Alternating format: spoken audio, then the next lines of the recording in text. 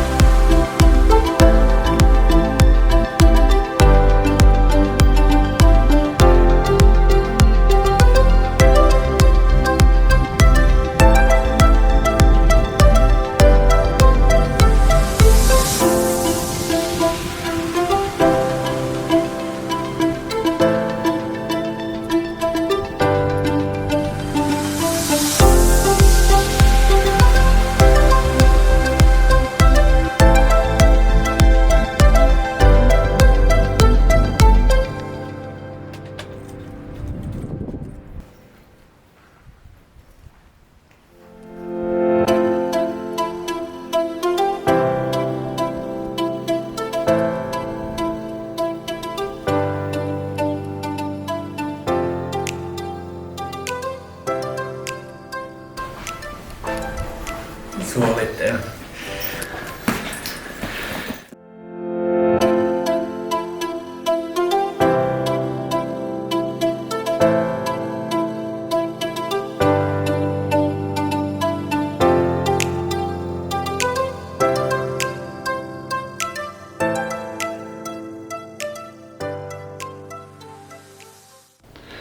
Dobrodošli u treću epizodu našeg podcasta Ljudi u šahu.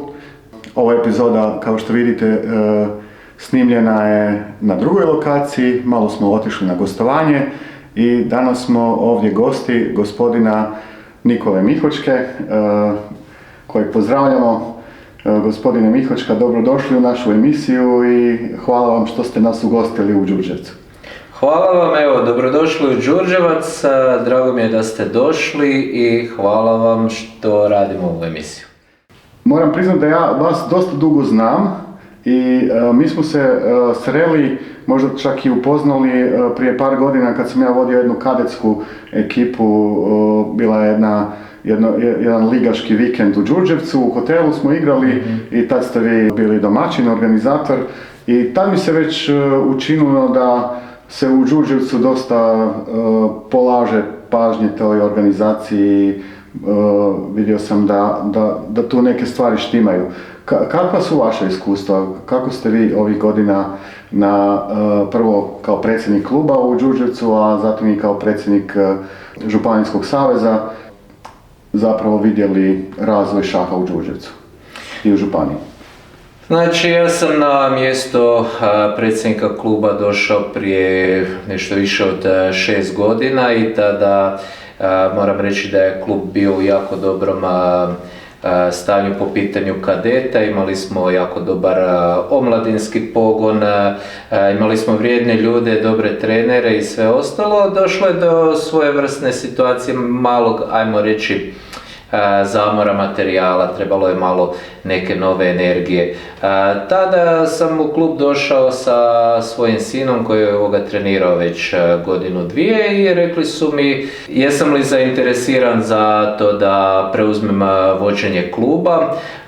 Napravili smo skupštinu i naravno kada smo razgovarali prije toga, moram priznati da mi neke stvari su u to vrijeme, bila mi je supruga trudna i tako dalje, pa imao sam malo dijete i nisam bio baš 100% siguran, no to se sve skupa poklopilo sa time da su naše kadetkinje postale državne prvakinje, a istovremeno su i naši kadeti bili na finalu.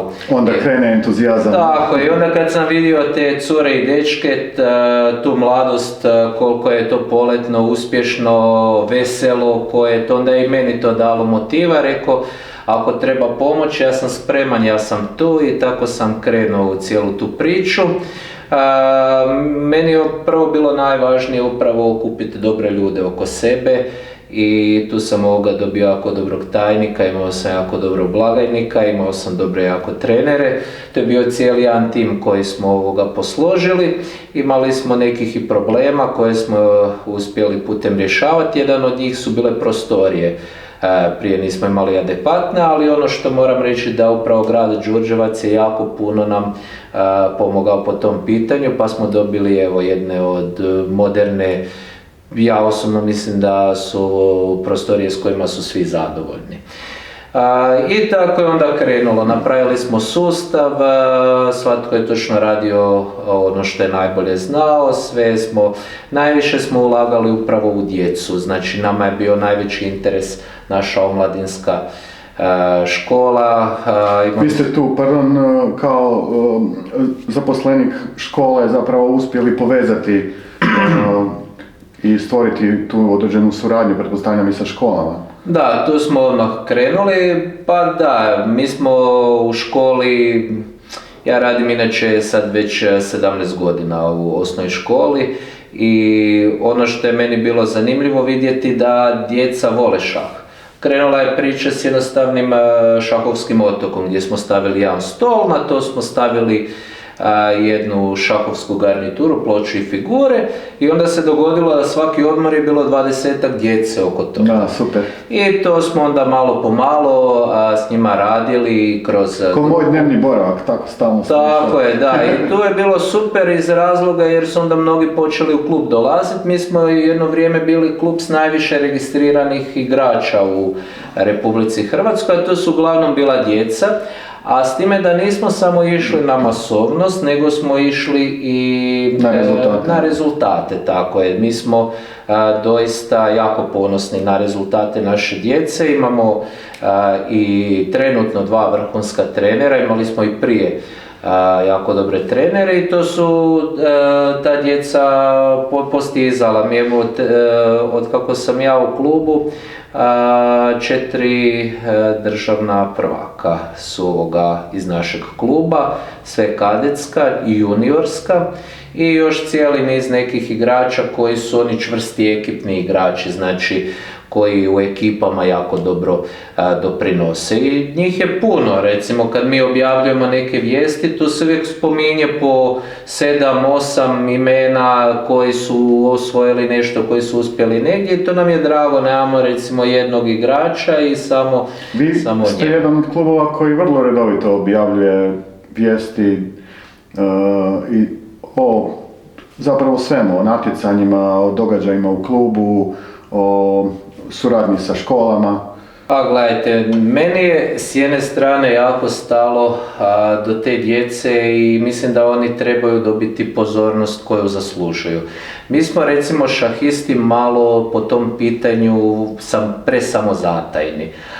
Ono što je vrlo bitno istaknuti da i šahisti mogu biti ajmo reći zvijezde, kod nas u našoj sredini oni to jesu, oni su popularni, za njih se zna i sve ostalo i to se vrednuje. Moram reći i u našem gradu, u našoj zajednici, u našoj školi su jako svi ponosni na rezultate šahista. Mi dobivamo svake godine i od zajednice sportskih udruga grada Đurđevca cijeli niz nagrada, priznanja i to sve skupa pokazuje da se šah u našoj sredini cijeni, a to je između ostaloga i zbog toga jer mi sami sebe cijenimo i ponosimo se tim rezultatima koje imamo.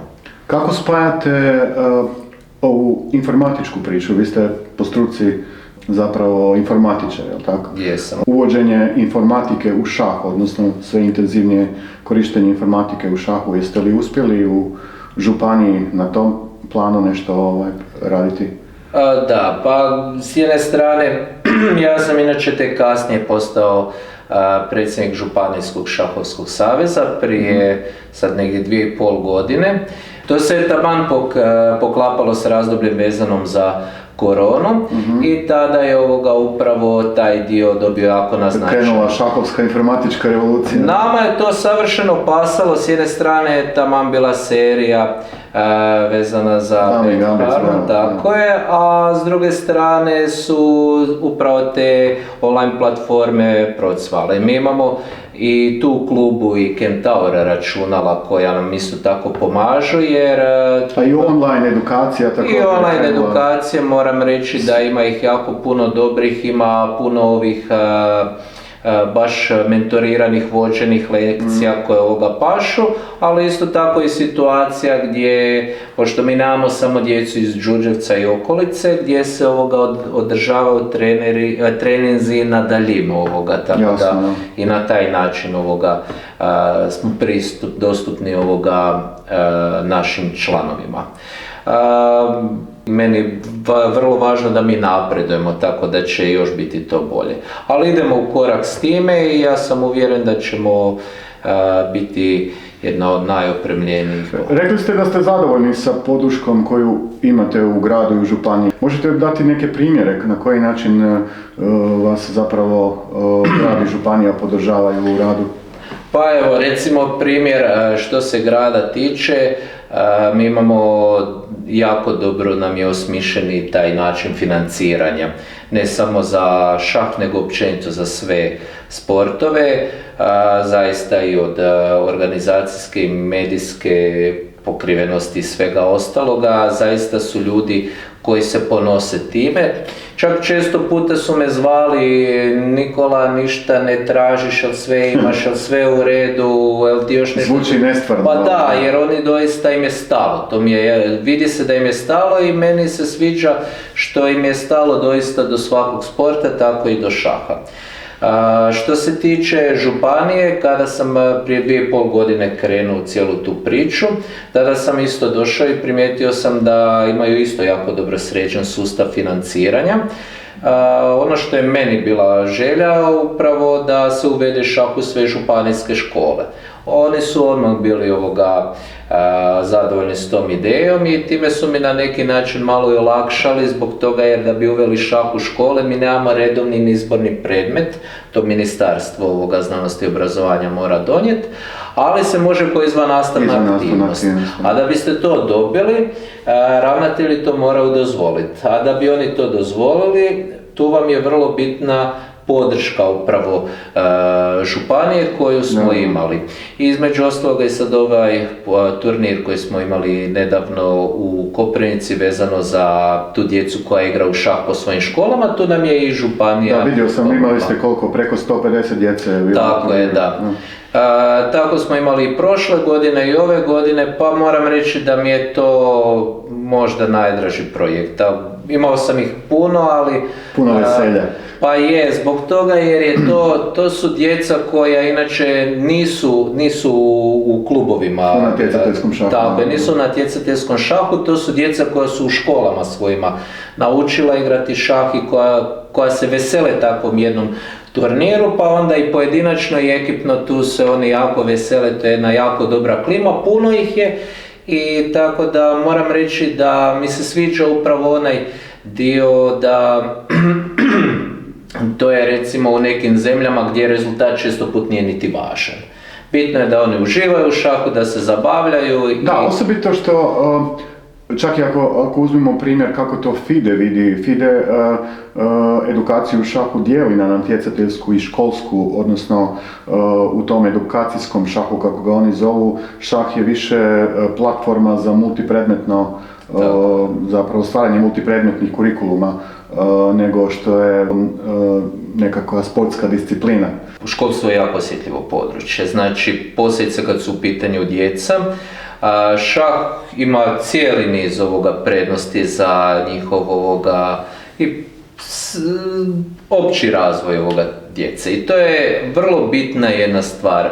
Znači šah u školama, posebice u zemlji koja ima šahovsku ploču u grbu, nama bi to trebalo biti brend. Mi to nažalost do sad nismo imali baš onako sustavno, nego ovako sporadično gdje su se našli neki entuzijasti. Moram priznati mi je to žao, jer je moje upravo iskustvo tog uvođenja šaha u školama bilo fenomenalno. Ta djeca, njima se nikako ne smije imperativ rezultata stavljati. Oni moraju doista ovo što ste vi opisali na taj način tu igru doživljavati. oni moraju uživati u tome, oni moraju se zabavljati, a onda će uz to ne samo naučiti šah, nego će se naučiti i o organizacijskim vještinama, spremnosti donošenja odluka i cijeli niz koji će im u drugim stvarima ovoga jako dobro doći. A meni je recimo žao, mi imamo općenito kod društva problema sa kvalitetnim upravljačkim kadrom. A upravo šah jako puno na tom dijelu pomaže i on može djecu jednoga dana pripremati i za... Recite mi, evo, ovih dana je to aktualna priča, pa moramo naravno i to otvoriti. Prije nešto dana objavljena je kandidatura dvojice kandidata za mjesto predsjednika Hrvatskog šahovskog saveza. 25. veljače bit će izvanredna izborna skupština u Zagrebu i jedan od kandidata ste upravo vi. Kako je došlo do toga? Inače, ja sam bio dulji niz godina u cijeloj toj šahovskoj priči. Bio sam i sve prisutan, ali i neprimjetan, jer uvijek smo voljeli isticati rezultate naših mladih šahistinja, šahista, ali i svih ostalih, tako da nisam se ja recimo ništa u prvi plan volio gurat. No, razgovarao sam s puno ljudi, upoznavao sam ih i tako smo se nekako našli, upravo kolega Matkun, kolega Ševo i ja, nas trojica smo tu bili, razgovarali o nekim stvarima i vidio sam da dosta slično razmišljamo, da imamo otprilike iste načine. Zapravo radi se o 3 predsjednika županijskih saveza. Tako je, kolega Matkun je predsjednik Varaždinske županije, a kolega Ševo Zagrebačke. I tu smo vidjeli da ne bi mogli surađivati, mi smo surađivali na nekim projektima. Kolega Matkun je isto uveo šahu u sve osnovne škole u svojoj županiji, kolega Ševo Zagrebačka županija ima jako velike uspjehe u radu s mladima. I tu smo se našli, to je krenulo tako, bili smo još pod pokroviteljstvom nekih osoba koje su nam savjete davale i tome slično. I sad se dogodila situacija da je meni kolega Antunac rekao, kao ja, Nikola, brine me situacija u Hrvatskom šahovskom savezu, naime radi se o tome da nakon onih izbora u kojima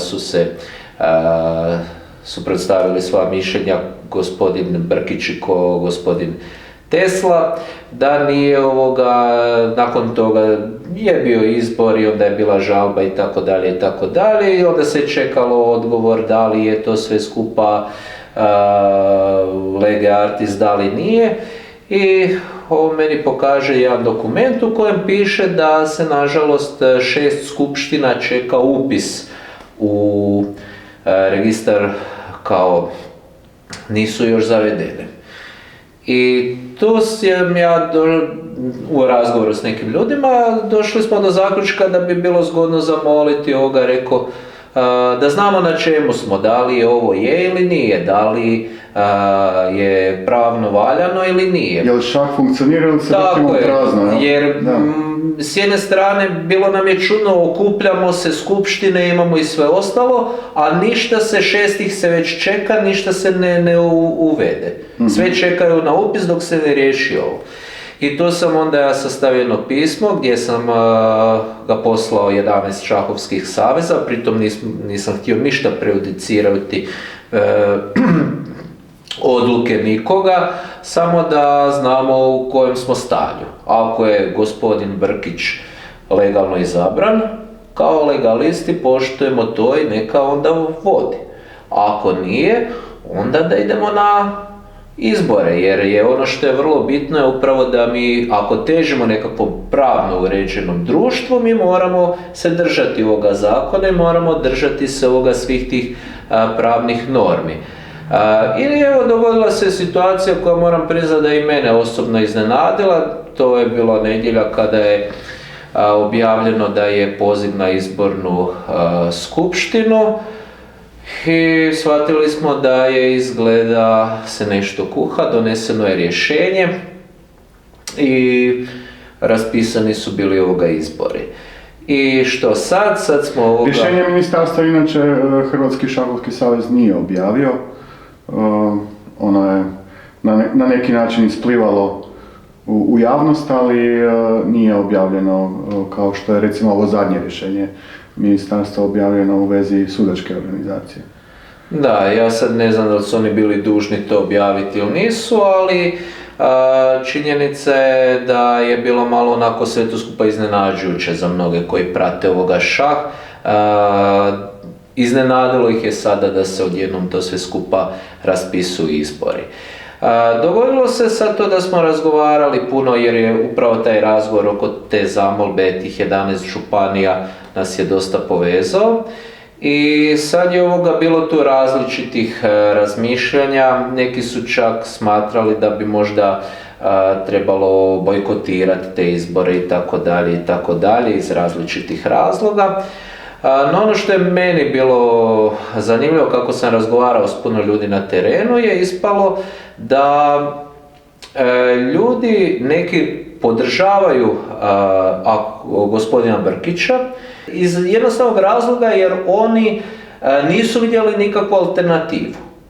Ispalo je da postoji opcija koja je kao na vlasti i druge nema. I ja sam onda rekao svojima, gledajte ljudi, mi moramo ponuditi neke stvari, moramo biti ozbiljni, ne možemo samo potpikavati to da se svodi sve skupa na to, moramo i mi preuzeti odgovornost. Onda je postavljalo se pitanje ko će. I tu smo sada razgovarali, ja moram priznati da sam razgovarao s puno ljudi, između ostaloga razgovarao sam i s kolegom Teslom i rekao sam ga, Miro, čuj, ti si vodio tu bitku, ispalo je tako kako je ispalo, jesi li ti zainteresiran ponovo? Tako je, ajmo reći za revanš. I kaže ona ne, kao nisam i kaže da imam njegovu podršku, on je to i pismeno napisao. I tako je došla jedna, druga, treća, na kraju se skupio cijeli niz podrška. Ja moram reći da sam ja svim tim ljudima jako zahvalan, to mi puno znači, upravo ta snaga kad sam vidio imena hrvatskog šaha koja me podržavaju, ja nisam imao pravo reći ljudi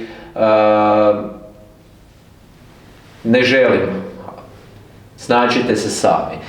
Jer ja sam kad sam krenuo u cijelu tu priču i u klubu, meni je bila želja pomoći klubu koji je imao, kao što sam rekao, fenomenalnu atmosferu, ali neke stvari smo morali posložiti prvenstveno te prostorije i organizirati, financijski poboljšati. Onda županija, isto tako, mene kad su zvali rekli su mi mi smo svoje borbe već vodili, nismo uspjeli, potrošili smo se, nemamo ideja, činjenica je da su ti ljudi jako puno napravili za županijski šah, ali jednostavno došlo isto oni su sami rekli da je vrijeme da dođe do nove energije. I sad mi se isto ta situacija događa i na nacionalnom nivou.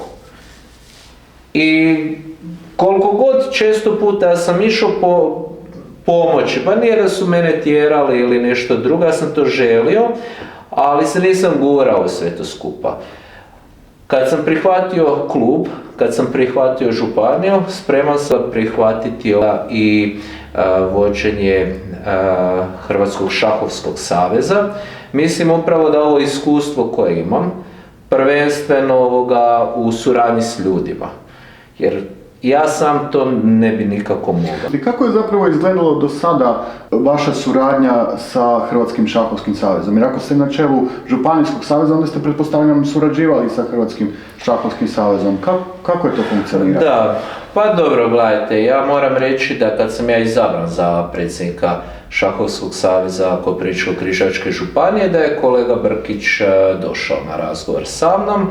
I bio je korektan, ajmo reći, ja ne mogu reći da je on bio nešto nepristojan ili da je ocjenjivao ili nešto, zaista je on iznio sve skupa vrlo pristojno i sve bilo ja sam bio s tim razgovorom zadovoljan. Međutim, radi se o tome da sam predsjednik izvršnog odbora Šahovskog saveza Koprivničko-križevačke županije, koji čine 7 predstavnika klubova. I ja sam, ajmo reći, prvi među jednakima. Ja sam uvijek za demokraciju. Mi smo razgovarali, mi smo donijeli odluke, mi se nismo našli i ja moram reći da sam ja isto ajmo reći, bio sam jedan od tih koji nismo prihvatili tu suradnju, da uđemo u tu takozvanu većinu. Nismo se slagali oko toga jer smo mislili da bi svi trebali biti jednaki. Kasnije nismo nešto više. Što to zapravo znači? Vama je bilo ponuđeno neki bolji uvjeti? Pa ne. U slučaju da pristanete na ulazak u većinu? Znači, meni osobno je bilo nuđeno da ja isto preuzmem neke funkcije i da kroz taj način rješavam neke stvari. Kažem, ponuda je bila, pa ajmo reći, korektna, no ono što je meni recimo žao, ja osobno bi volio biti predsjednik svih hrvatskih šahistkinja i šahista. Znači, mene zanimaju svi, od onih malenih do onih veterana, muški, ženski, bez obzira da li imali kakav tjelesni invaliditet, da li se radi o dopisnim šahistima, problemskim ili igračima standardno ili cugerašima, da li se radi o profesionalcima, amaterima. Kako stojite s roditeljima? Naravno, roditelji su vrlo bitni u cijeloj toj priči. Jer oni su nevidljivi, ja mislim. Da, ali nažalost, roditelji jako puno financiraju šahovske aktivnosti svoje djece. Ponajviše, da. I to treba isto uvažavati. Ne smijemo niti njihovoga, ja isto kad radim u školi, nama su roditelji partneri u obrazovanju njihove djece, njih se ne smije isto tako isključiti. Tako da to je moja uvijek bila neka želja, ja sam uvijek želio tu neku širinu, ja sam uvijek bio uključiv, ja se s mnogim ljudima i nisam slagao, ali se nisam radi toga želio svađati. Kad pričamo o tim pozicijama u Hrvatskom šahovskom savezu, vrlo često znači ljudi koji rade nešto lokalno dobiju priliku na primjer ući u neku od komisija Hrvatskog šahovskog saveza. Kako vam se to čini za sada, funkcioniranje tih komisija za imamo razne i za šah u školama i za veterane i za žene u šahu, za mlade. Kako vam se čini do sada? Možete mi recimo reći na primjeru, vi ste radili na projektu šah u školama, kako ste surađivali sa komisijom za šah u školama u Hrvatskog šahovskog saveza? Gledajte ovako, moja ideja je da te komisije budu funkcionalne i produktivne. Znači, moja želja je da ljudi koje stavim u komisije da rade, doista. Znači, da oni imaju i svoj zaduženja, između ostaloga i određenija sredstva s kojima raspolažu i da se vide rezultati njihovog rada. Ja bih volio sve te komisije da doista su uspješne jer one su sastavnice Hrvatskog šahovskog saveza. Znači, meni je često puta kad bi svi htjeli ići u izvršni odbor. Znači, nije izvršni odbor najvažniji u cijeloj toj priči. Biti član komisije neke, evo između ostalog ove koje ste vi naveli, to je jako, jako važno jer ti ljudi će na kraju doprinijeti nečem što će se praktički na izvršnom odboru prihvatiti ili neće se prihvatiti, ovisno o tome kako će ti ljudi odlučiti. Ali oni će raditi. Meni su te komisije izuzetno bitne. Kako mislite da bi one mogle početi funkcionirati? I zašto sad funkcioniraju? Recimo što se tiče komisije za šah u škole, ja nisam s njima surađivao. Ja ne mogu reći što su oni radili, koliko su oni radili, ali moram reći da mi je jedna stvar bila, malo sam bio iznenađen, kada je komisija, to jest na jednoj sjednici izvršnog odbora je donesena odluka gdje je pisalo da komisija za šah u škole je donijela preporuku, mislim da je takva bila formulacija, da se sastavi popis ljudi koji rade po školama u Republici Hrvatskoj kako bi ih se uputilo na školovanje u sklopu Hrvatskog šahovskog saveza za instruktore šaha. To nije cilj. To nije cilj. Znači, mnogi koji su čitali, ispalo je ko da sada je njima interes zaraditi na tim ljudima koji ovoga rade u šahu. Da. Škole su jako osjetljiva područja. Vi da biste ušli u školu, prvo vi morate biti potpuno čisti pred Bogom i narodom. S djecom ne može raditi bilo tko. Manje više te škole, sve, rade po principu da kroz zaduženja učitelja dadu učitelju u izvannastavnu aktivnost da vodi šah. Njega se može školovat, ali ne na način da se pokušava uvoditi šah u škole, da se još izvlači iz njih, nego upravo suprotno, da se ulaže u njih. Vi imate Agenciju za odgoj i obrazovanje koja organizira stručne edukacije ljudi. Tu je prostor da se te ljude školuje.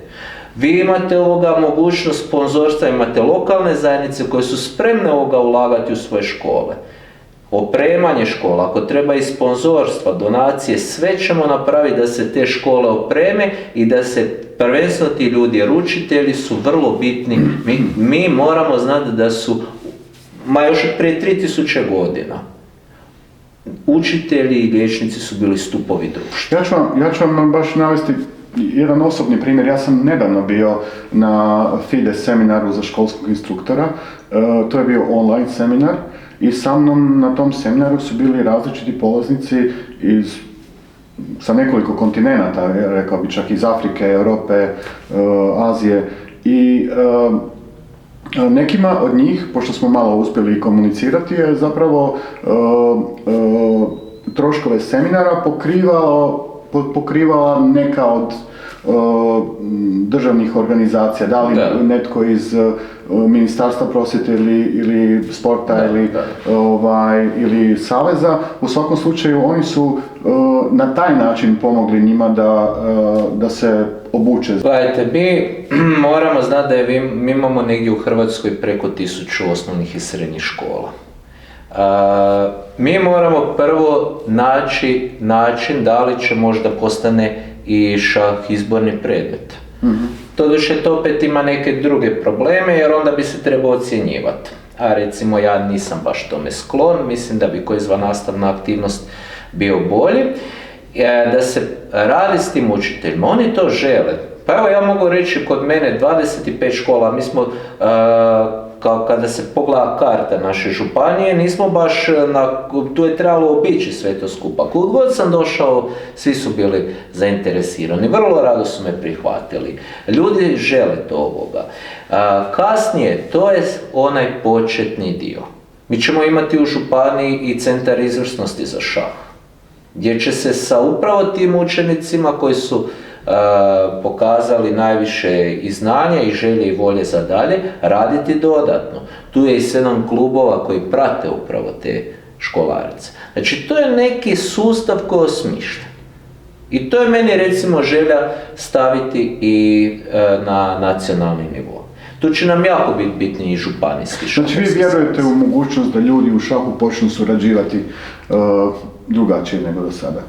Ja sam to 100% uvjeren. Jer to je zapravo primjer, ja vidim u problemu rada tih komisija, to je zapravo problem suradnje prije svega, problem na neki način i autonomije tih komisija za to što rade i problem suradnje. Problem suradnje je sad vidljiv i na ovoj temi koja je aktualna ovih dana, a to je tema sudačke organizacije.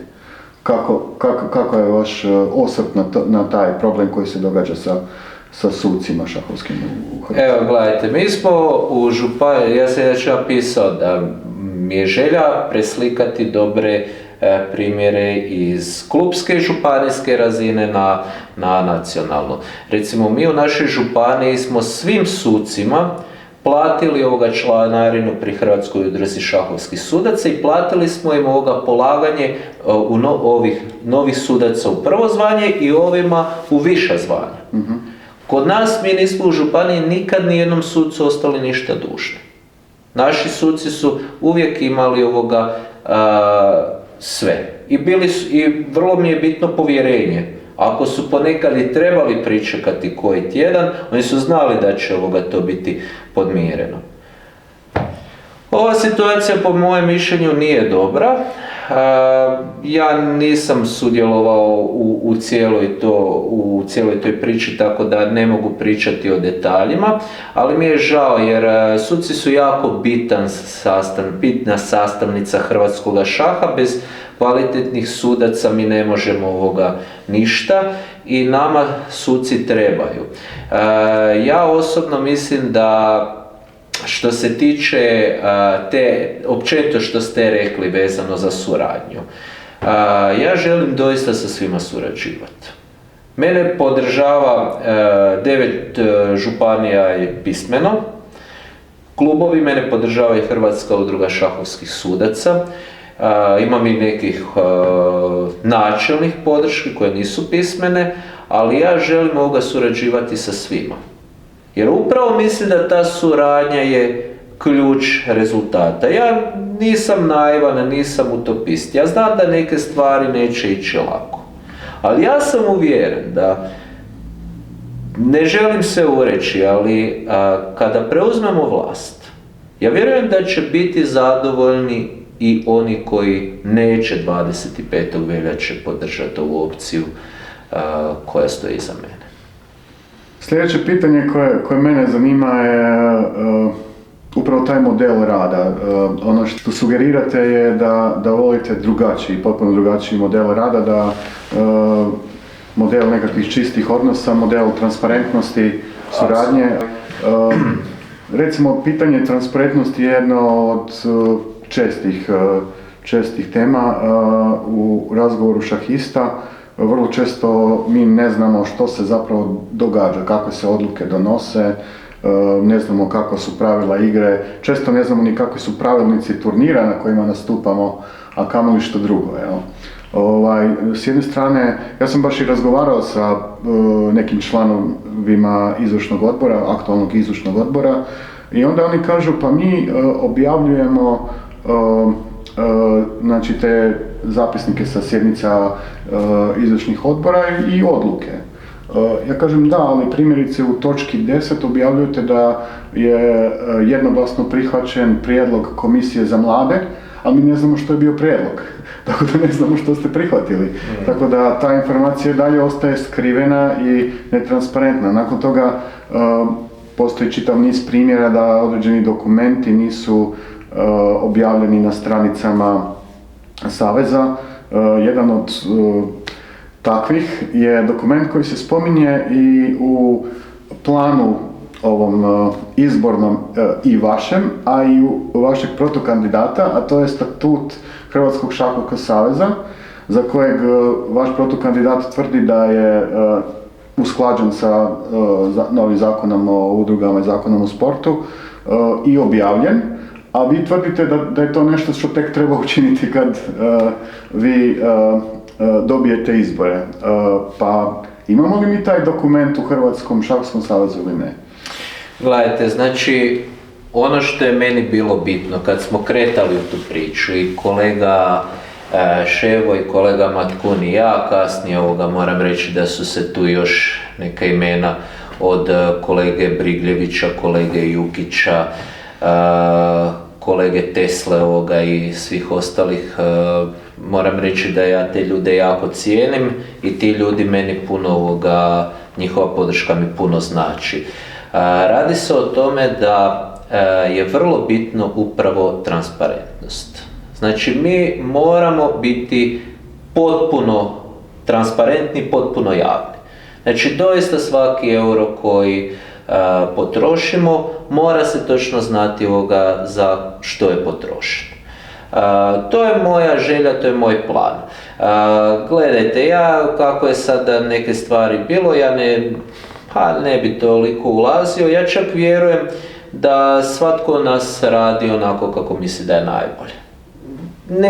I vi vjerujem da mislite da radite dobro, ja da radim dobro. Ja moram reći da sam rijetko kad čuo nekoga da on misli za sebe da nešto radi loše. Tako da ne bi ja tu toliko po tome.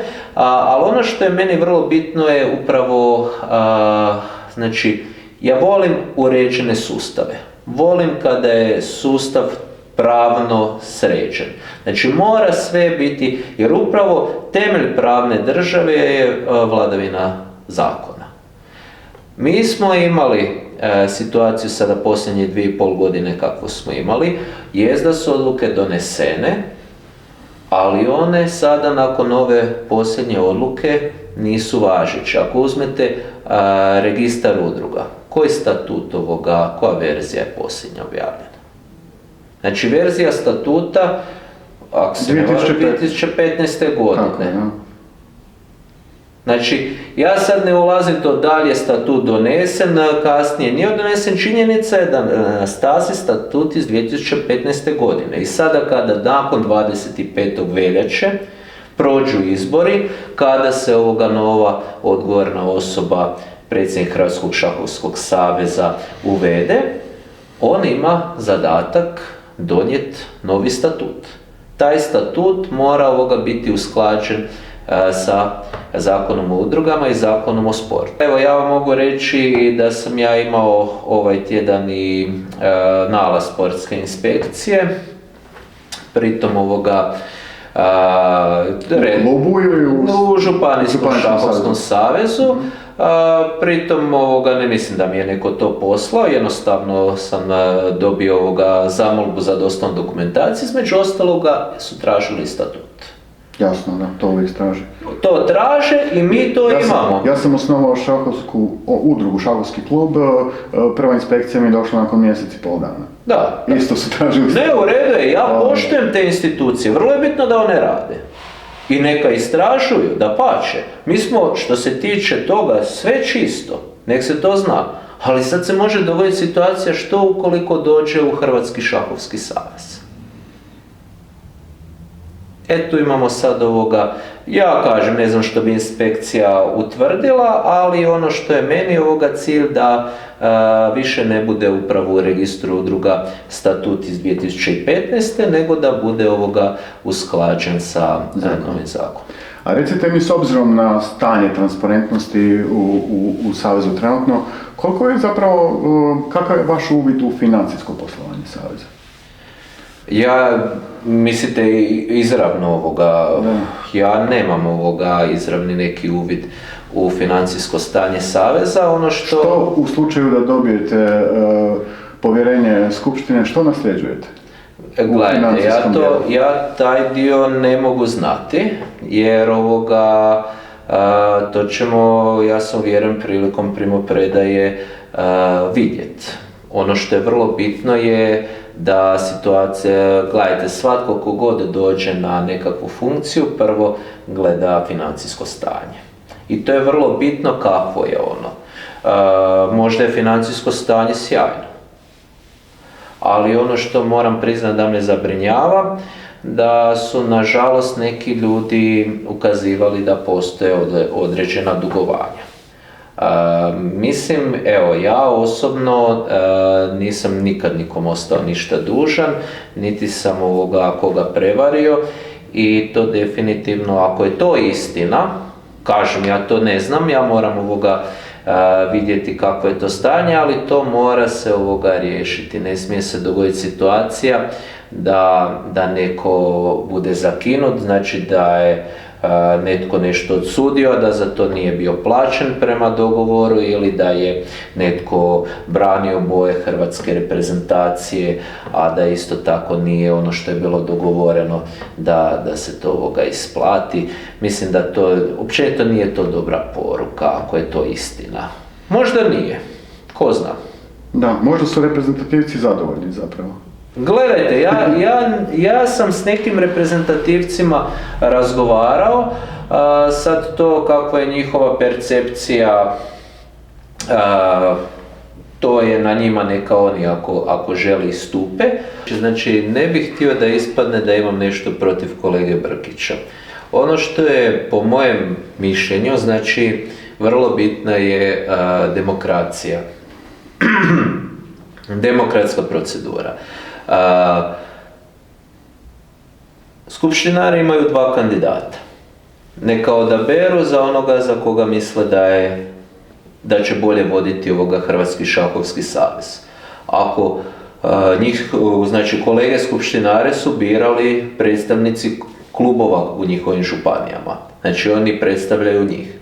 Ako kolege skupštinari misle da je kolega Brkić bolji kandidat za predsjednika Hrvatskog šahovskog saveza i ako njemu dadu povjerenje, ja ću to prihvatiti. Ako naravno sve bude u skladu sa pravilima igre, to je vrlo bitno. A ako odaberu mene, ja očekujem isto. Ali mi je vrlo bitno da se ljudima ponudi izbor. Pa neka ljudi odluče. Ja sam također, sigurno ne toliko kao vi, ali razgovarao s nekim ljudima i vrlo često čujem taj argument da je zapravo bitno koji kandidat za predsjednika je sposoban donijeti novac u savez. Znači osigurati sponzorstva, osigurati da je šah adekvatno vrednovan i prepoznat na svim razinama na kojima treba biti. Kako vi vidite taj izazov, znači privlačenja sponzora i osiguravanje odgovarajućih budžeta za šah? Gledajte, znači pretpostavke za dolazak sponzora je stabilnost u Hrvatskom šahovskom savezu. Zato je meni vrlo bitno da do te stabilnosti dođe. Zatim naravno da interes uvijek mora biti i Hrvatskog šahovskog saveza, ali isto tako i interes se mora ostvariti oni koji žele u to ulagati. S jedne strane moram reći da sa lokalnim i regionalnim zajednicama sam imao jako dobru suradnju. Ja ne vidim razloga zašto ne bi tako bilo i na državnom nivou. A što se tiče privatnih investitora, znači sponzora nekih kompanija, već smo s nekima i razgovarali i mogu reći da vjerujem da će se tu suradnja ostvariti na obostrano zadovoljstvo. Nemojmo zaboraviti niti europske fondove. Znači to, između ostaloga, moj klub je trenutno u jednom europskom fondu, to jest u jednom EU projektu, gdje se iz Erasmus Sport znači fonda pokušavamo proći. Surađujemo sa jednim klubom iz Rumunjske i iz Litve. I to je isto jedna sjajna stvar, jer ono što je meni vrlo bitno, ja surađujem s klubovima iz Mađarske, iz Srbije, iz Bosne i Hercegovine, Makedonci su mi inače... Ja vas pratim vaše susrete online, susrete sa mladim šahistima iz Makedonije. Super su mi Makedonci, isto je jedna jako dobra ekipa, isto jako puno rade na šahu.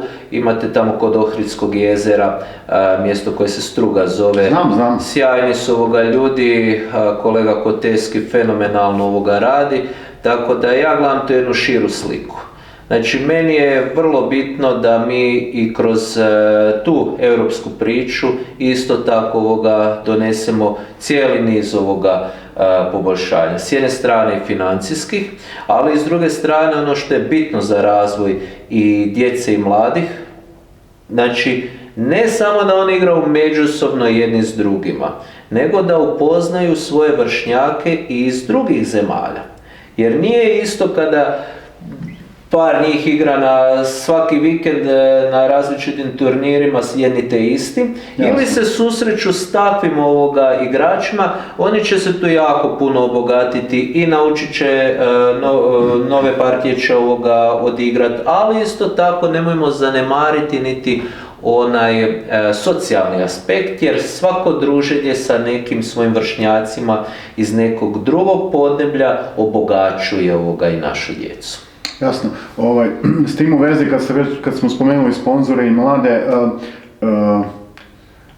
ovo moram spomenuti jer to je po meni možda i najtužnija priča, po meni najtužnija priča u hrvatskom šahu. Znači, onog trenutka kad ste roditelj izuzetno talentiranog djeteta za šah, tad počinju svi vaši problemi. Znači, tad je novčanik mora biti podeblji da biste to izdržali.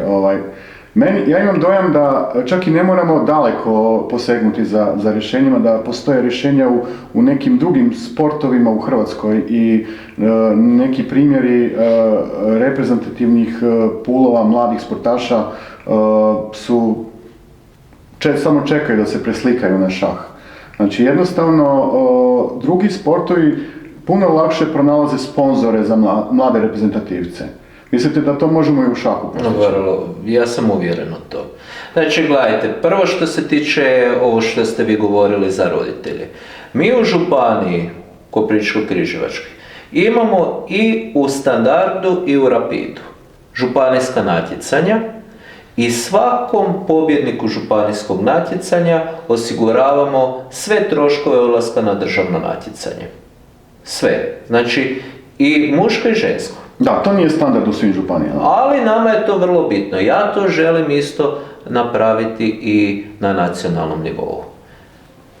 Nije bitno sviđa se meni neko ili ne, da li je došao iz Splita ili Rijeke ili Osijeka i Zagreba, tu je bitan rezultat. I to se mora uvažavati. Ta djeca koja su uspješna, oni definitivno zaslužuju i rad sa trenerima iz Hrvatskog šahovskog saveza, definitivno kampove, treba ih se i opremiti, da budu između ostaloga... I to bez razlike, svi koji su kvalificirani u taj, recimo, reprezentativni tim ili tim nadarenih... Da, ja nikad nisam radio razliku među ljudima, pogotovo ne među djecom. Tu moramo poštivati i tu djecu, jer to je budućnost naša u konačnici. Isto tako i njihove roditelje. Nije dobro, posebice ta djeca koju ste vi spomenuli, koja postignu nešto, da onda tek nastane problem za njihove roditelje. Mislim da to nije dobro. Da, mislim, na kraju vam to rezultira time da između dva hrvatska velemajstora imamo 3 olimpijska ciklusa, od Saše Martinovića do Leona Livajića.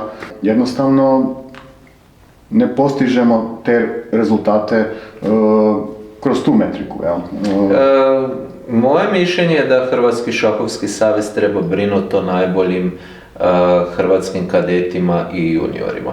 Evo, mislim, vi ste sad mene pitali za komisije. U mojoj županiji imate U8 u kategoriji djevojčica, curicu iz Križevaca koja je državna prvakinja i u Standardu i u Rapidu i u Blicu, a među dječacima u mojem klubu dječaka koja je državni prvak u Standardu, Rapidu i doprvak u Blicu. Nije, nažalost, nitko pitao za tu djecu da li nešto im treba, da li mogu kako pomoći ili ništa, meni je to žao. I Križevci i Đurđevac brinu o tom djetetu. Ali bi nam bilo naravno drago da su nam, ajmo reći, barem čestitali. Da, jedna od tema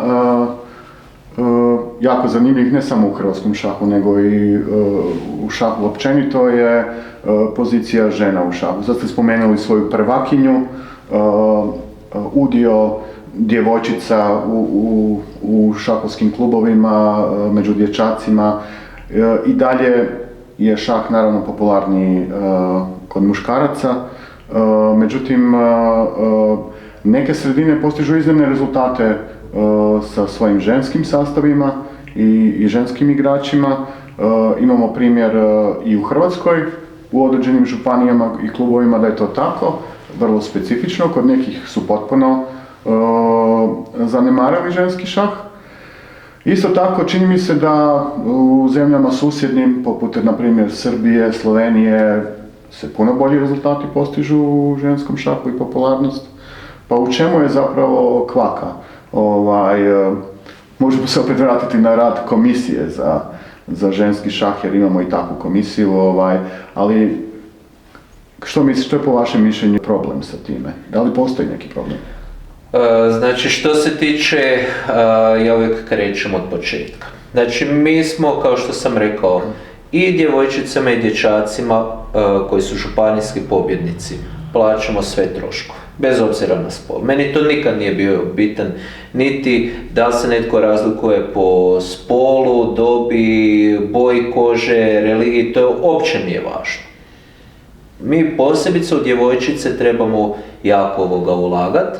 Mi smo čak ove godine, je bila situacija da u mojoj županiji smo imali situaciju da u seniorskoj konkurenciji nismo imali, znači seniorski prvak i seniorska prvakinja nisu dobivali jednaki iznos. Znači seniorski prvak županije je dobivao, čini mi se, nekih 30% veći iznos nego prvakinja. I ja sam isto tako, meni je to, dok smo o tome razgovarali, nije bilo prihvatljivo i odlučili smo to promijeniti, tako da inzistirao sam na tome da imaju jednako. Ne znam koliko sam informiran, znači reprezentativke imaju manje nagrada nego reprezentativci. Znači nastup za reprezentaciju naših šahistkinja se honorira manje nego šahist. Manje dnevnice, da. Manje dnevnice i tako dalje. Prvo, kakva je to poruka? Meni to nije nešto što ja osobno smatram da je dobro, a onda neki kažu upravo taj broj. Znači žena u šahu ima možda 10%, muškaraca 90%. Ali prvak Hrvatske u šahu i prvakinja Hrvatske u šahu su prvaci. Oni moraju imati jednako. Znači reprezentativka je jednako vrijedna kao i reprezentativac. Troškovi života su im podjednaki. Ja iskreno ne mislim da bi trebalo sad reprezentativcima smanjiti da bi se njima dalo, nego smatram da se treba više ulagati u ženski šah. To jest šah koje igraju naše šahistkinje. Tako da moram priznati da mi je to žao, a gledajte, sad što se tiče komisije i toga ne bi želio ulaziti u to, no ako sam dobro informiran, imamo jednu velemajstoricu, imamo još jednu naturaliziranu koju moram priznati da niti ne znam sad točno gdje je, a Srbija ih ima 11. Da. Treba li i što više dalje reći? Točno. Kad sutra budete predsjednik, pokucajmo da hoćete li biti predsjednik koji nudi mogućnost bilo kome da donese neki prijedlog? Ja imam primjer, navest ću vam baš konkretan primjer jednog prijatelja koji je igrom slučaja čak član komisije za veteranski šah i koji često prijedloge za veteranski šah iznosi na društvenim mrežama. I onda ga ja zezam, kao, pa što to ne predložiš nekom članu komisije za veteranski šah, to je upravo on, I onda on mene onako, ljuti se malo na mene što ga zadirkujem, ali čini se kao da on te prijedloge nema kome dati, nema kome izgovoriti. Kako bi to funkcioniralo u vašem slučaju, da ja imam neki prijedlog? Naravno. Gledajte, prvo, spomenuo sam onaj EU projekt. Ja osobno se ne smatram ni najpametnijim, niti najljepšim, niti najsposobnijim čovjekom na svijetu. Što se tiče EU projekta u mojem klubu, taj EU projekt, tu ideju je donio moj tajnik u klubu, a sada glavnu operativu cijele priče je uzeo moj blagajnik. Ja nemam ništa protiv da se mi na taj način surađujemo i u Hrvatskom šahovskom savezu. Svaki prijedlog je dobrodošao. Ono što je ključ kod cijele te priče, i ja jako inače volim Dubrovčane, meni je Dubrovnik, ljetovao sam sad posljednje 2 godine, predivan jedan grad i predivni ljudi, moram priznati da mi se jako sviđaju. Oni su još od doba Dubrovačke republike imali onaj natpis na ulazu da ostavite privatno ispred vratiju, a ne razmišljajte na javno. To je vrlo bitna stvar. Znači, svatko ko gleda dobrobit ovog sporta koji volimo, ko brine o svim uzrastima, od onih najmanjih do onih najstarijih, je dobrodošao. Vrlo lako se vidi tko želi svoje privatne interese u toj priči, a kome je doista dobrobit šaha na srcu. U konačnici pa manje više svi se poznamo i svi znamo tko je što radio i kako je radio. Ima divnih ljudi u hrvatskom šahu, pa i među ovim županijama koje mene nisu podržale. I tu ima izuzetno vrijednih ovoga šahovskih djelatnika. Jasno, ja svačim, ima koliko hoćete. Naravno, pa ja te ljude uvažavam, pa ja te ljude cijenim, pa ja ne mogu osporiti nečiji rezultat, uspjeh, volju i želju za radom samo zato jer je podržao nekog drugog, a ne mene. Ali to ne znači ako jednoga dana ja dobijem povjerenje u skupštini Hrvatskog šahovskog saveza, da ja te ljude ne želim s njima uopće razgovarati, da ih ne želim slušati. Svi su dobrodošli. Pa spomenuli ste veterane, pa ja jako cijenim upravo i tu zajednicu. Pa te ljude, općenito mislim da mi prema toj skupini ljudi u društvu imamo nekako loše se odnosimo prema njima. U šahu je to vidljivo čak i u klubovima. Ali to je loše. Klubovi su najviše, naravno, većina njih fokusirani na mlade, oni koji imaju mlade. Vrlo često ti i seniori i veterani u klubovima postoje samo zato da bi igrali ligu i to je to. Nemaju zapravo nikakav organizirani trening. Ja sam se pitao vrlo često kako ja nastupam u nekoj disciplini, a nikad ju ne treniram. Standardni šah, znači standardni šah, ta klubska prvenstva, klubski treninzi i tako dalje. Veterana ima po registru preko 20% u hrvatskom šahu. Na veteranskom državnom prvenstvu između 15 i 20, ne više. Primijetio sam, i to istovremeno kad i kadetsko. I to istovremeno kad je kadetsko i to od kad je počelo, znači, se organizirati veteransko prvenstvo paralelno sa kadetskim u Segetu Donjem, pored Trogira, zapravo broj natjecatelja pada iz godine u godinu. Tako da, očito ta formula ne funkcionira, taj turnir je organiziran uz tempo igranja kakav se ne igra na europskim i svjetskim prvenstvima, kao da uopće ne postoji ambicija da netko, taj državni pobjednik, kasnije ode na europsko ili svjetsko natjecanje. Evo, baš su nedavno Englezi dobili 2 prvaka i u kategoriji iznad 50 i 65, 2 engleska prvaka, velemajstora, i vrlo su ponosni, bili su na naslovnicima šahovskih časopisa i Englezi su vrlo ponosni sa tim titulama.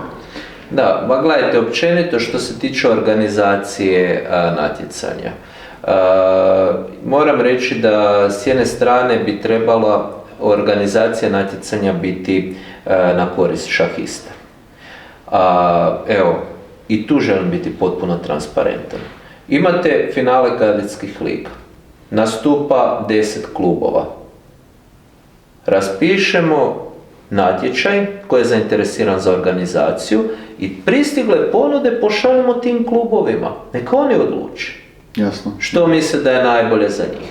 Što se tiče isto tako i svih ovih ostalih, mislim da ipak treba biti primjereni uvjeti za igru. Vrlo je bitno kako to izgleda, ne smijemo igrati, moramo držati do sebe. Do digniteta. Apsolutno, ali naravno ne na način da nam to nekome ne bude dostupno, da netko ne može si to priuštiti. To isto tako nije dobro. Ja osobno mislim da ima tu posebice što se tiče veterana, tim ljudima isto tako treba dati onaj prostor i dostojanstvo koje ti ljudi zaslužuju. Jer ti ljudi su neki po 50 godina u šahu, neki i dulje. Ti ljudi imaju ono što ne piše u niti jednoj knjizi, a to je iskustvo. Jasno, da. To treba uvažavati. Ti su ljudi jako puno toga prošli, ti su ljudi zaljubljenici. Ako je netko u šahu toliki dugi niz godina i igra ga, znači da on jako puno o tome zna i to treba isto tako respektirati, a ne onda da se na neki način ta osoba na bilo koji način da se osjeća drugorazrednom. To nije dobro. Eto, ja mislim da smo dosta toga prošli, da će vrlo vjerojatno ove teme biti gledateljima ove emisije zanimljive. Za kraj, evo, ostavit ću vam još i završno slovo, s obzirom da se nadam da želite nešto poručiti svima onima koji gledaju ovu emisiju, eventualno onima koji imaju prilike doći na skupštinu 25. veljače. Kakva je budućnost šaha u Hrvatskoj u slučaju izbora Nikole Mihočke? Evo, ja prvo želim pozdraviti sve vaše gledatelje koji su gledali ovu našu emisiju. Želim i vama zahvaliti na dolasku i na ovom razgovoru koji smo imali. Ono što je meni svakako poruka koju želim poslati, da sam ja osoba koja sam tu.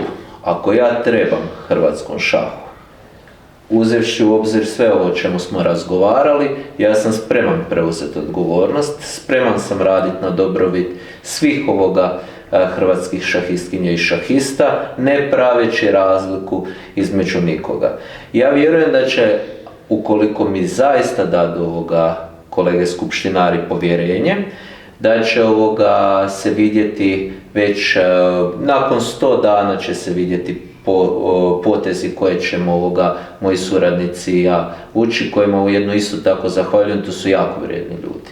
Ti ljudi su meni i kad mi je znalo teško biti, kad se čovjek pita što mi to sve skupa treba, ti ljudi su mi pokazali snagu. Znači, kad mene neki roditelj zove i kaže mi: Nikola, molim te, pomogni. Kad mi sudac jedan koji preko 200 turnira organizira, kaže da mu je teško i da razmišlja da ode iz šaha.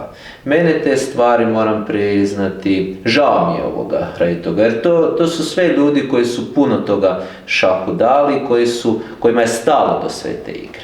I radi toga sam spreman preuzeti odgovornost, i to u punom smislu te riječi. Spreman sam sa svojim suradnicima raditi na dobrobit hrvatskoga šaha i ja vjerujem da kada prođe izbori, da će svi ukoliko budem izabran, da će biti zadovoljni.